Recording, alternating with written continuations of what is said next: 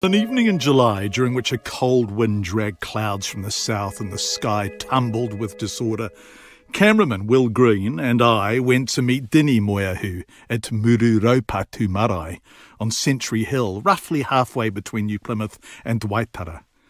Dini Moeahu is Peter Moeahu's son. The arrow keeps piercing generation after generation, heart after heart after heart. In Taranaki, history has the sound of colonial place names. Century Hill, Bell Block, Egmont, the latter named after a man who never went there by a man who was sailing past. Taranaki has the face of the land and of Dini himself and of his great-great-grandfather, Tamati Whanganui, whose photo is on the wall through the door Dini is standing beside, inside, in the warm, warm light. Tamati, Dini told us, had been imprisoned without trial and sent off to Otago. Tamati, hundreds of other men, all of them Māori. During 1865, Kaupapa Tuatahi, the Waitangi Tribunal's Taranaki report says, some 1.199 million acres of Taranaki were confiscated. Almost 1.2 million acres in a single year, brazenly, openly taken like a giant ram raid. The response to that raupatu, confiscation, still seems extraordinary. The men whose land had been taken from them began to plough it, man after man, plough after plough, acre after acre. The ploughing began at Oakura on the 25th of May 1879 with 20 persons and 5 ploughs, Kaupapa Tuatahi tells us. It spread to Hawara and finally throughout Taranaki. With hindsight, the report says, the government was faced with widespread, organised and disciplined passive resistance. When I first read Kaupapa Tuatahi, I found it heartbreaking. Our history, our widespread ignorance of it, our shame, our lack of shame. Some of it is almost poetic. Some of it is almost rageful. Some of it has the strange clinical calm of a cancer diagnosis. Quote, "The history of Taranaki is not a set of unconnected incidents, but a record of continued denial and repression." The manner in which land was taken, the way in which the so-called purchases were affected, I'm quoting here, the human rights abuses, including imprisonments without trial, the injury sustained, the continued denial of rights over generations, still quoting, the resultant state of race relations and the bitterness to be ameliorated, cultural marginalisation and demographic dispersal, and on it goes, hurt after hurt after hurt. And against all of that, the ploughmen went out. Quote again, "They disdained all threats that they and their horses would be shot, and they gave no resistance when surrounded. As the ploughmen were arrested, others took their place, until over 400 Taranaki ploughmen swelled the jails of Dunedin, Littleton, Hokitika, and Mount Cook in Wellington.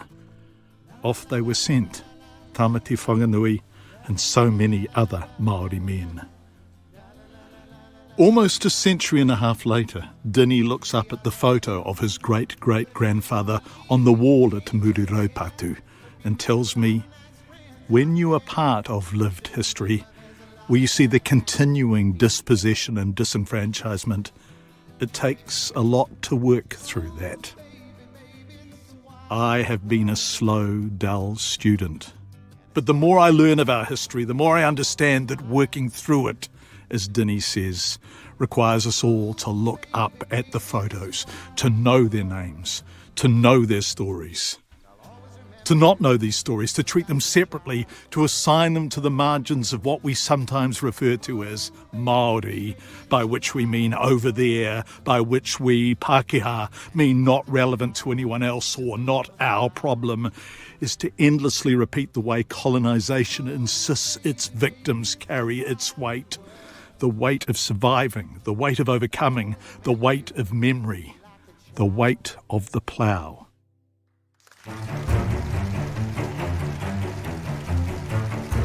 The foundation of war within Taranaki is really quite complex, and yet it's quite simple at the same time. It's simple because it was land that drove the initial conflict. The Wakefield brothers and the New Zealand company, a huge fraud in that they sold land that they didn't actually own in Taranaki. They sold land to people in England, and when the ships started arriving and they realised that they hadn't actually purchased the land that these settlers had been sold, and it created huge tension for the Crown. Our people need land. We would like to purchase some of your land.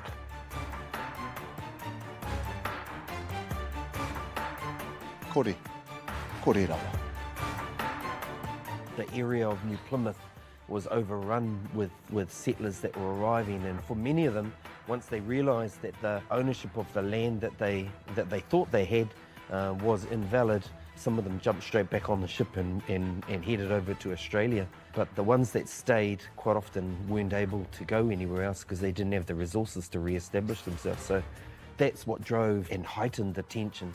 How the Crown reacted to that is where it gets complex, because they used a number of means, a number of strategies and approaches to wear down Māori within Taranaki, and then to create the conflict that led to the war that we now know as the Taranaki Wars. Some people might think that pacifism is the same as promoting peace, but it's actually a bit more than that, because a person can devote their life to peacemaking but still not be a pacifist. So one possible definition of pacifism is an unconditional rejection of all forms of warfare. That would be one. It's this commitment, almost a total commitment to non-violence and refusal to fight. And we see it. We'll be talking about New Zealand examples today, but some of the most famous global examples with the life and teachings of people like Mahatma Gandhi and Martin Luther King Jr. and Jesus Christ as well. The strong strain of pacifism, depending on how you read the scriptures, a strong strain of pacifism running through the New Testament as well. All right, so where do we find examples of this in New Zealand history?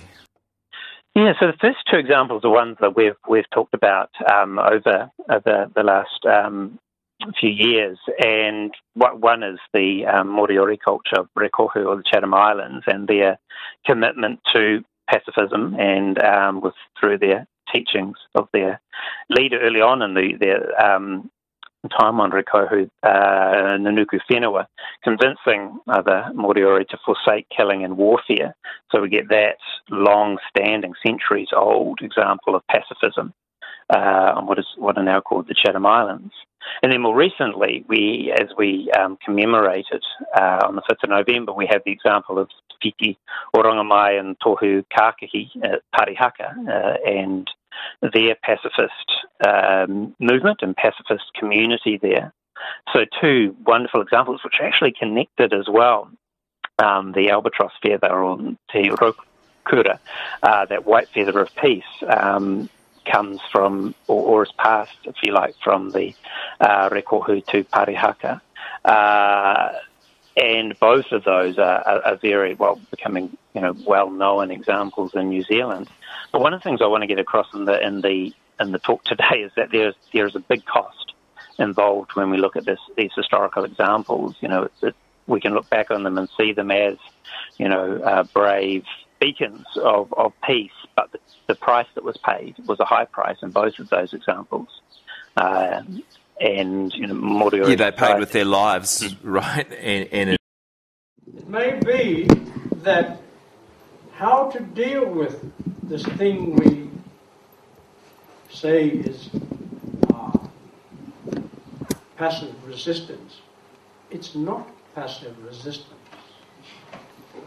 It's not passive resistance. It is a resistance. The passive is, of course, to remember the principle of hohoro. But it does not deprive us of the integrity and principle of monarchy. Understanding the issues and the problems that have been placed on the people through confiscation, for alienation, for incarceration, displacement. All these things are the offshoot of colonization. Ours is then to ensure that we capture the principles surrounding that po tokomanawa, that po tokomanawa. Do we understand fully those principles as to what they symbolize, what they represent? The po Whenua outside, what does it mean? And our waiter this afternoon in the formal proceedings was to draw attention to that po Whenua. Why? Because all those principles that we are talking about tonight and thinking about and wondering how are we going to deal with this thing called passive resistance in a positive way. It is very easy to say, those people. I'm very mindful of the people I grew up as a child. They were all old people that I grew up with. They couldn't speak English. And any time they spoke a word of English, we would laugh as children. But if we spoke English, we would get a smack. That's all be good boys and girls. And so we have to look, what are those principles? Tikanga Māori, what is it? Manakitanga, Kaichakitanga, Mana Atua, Mana Whenua, Mana Tangata Whenua. If we don't know what they mean, how can we embrace and support these symbols of Mana Tangata Whenua? Can I just conclude my opening comments just by saying, by issuing a challenge to us Māori. And the challenge to us Māori is, can we really truly say we are tangata whenua today? If we are continuing to participate in a system which is exploiting our resources beyond what they can cope with. I think it is an empty statement of us Māori to say that we are tangata whenua if we are continuing to despoil the sacred places of our ancestors, if we're continuing to exploit the resources of the earth beyond their limits, and not seeking to design systems and processes and institutions that bring us into alignment with the living universe. This is a really, really important challenge. On the one hand, of course, it's correct to say that we are tangata whenua. Of course, we are the descendants of those who truly lived at one with this land. But we have a challenge today with this incredibly, the pace of change that we have to cope with today. We have a challenge with how do we align human consciousness, settlements, institutions, organisations, systems and processes in ways that are far more harmonious with the natural world environments in which we dwell. This is a challenge I wish us to think about and explore, so that being tangata whenua isn't some empty political statement, but really has depth and meaning to it. Tēnā koutou, tēnā koutou, kia ora tātou katoa.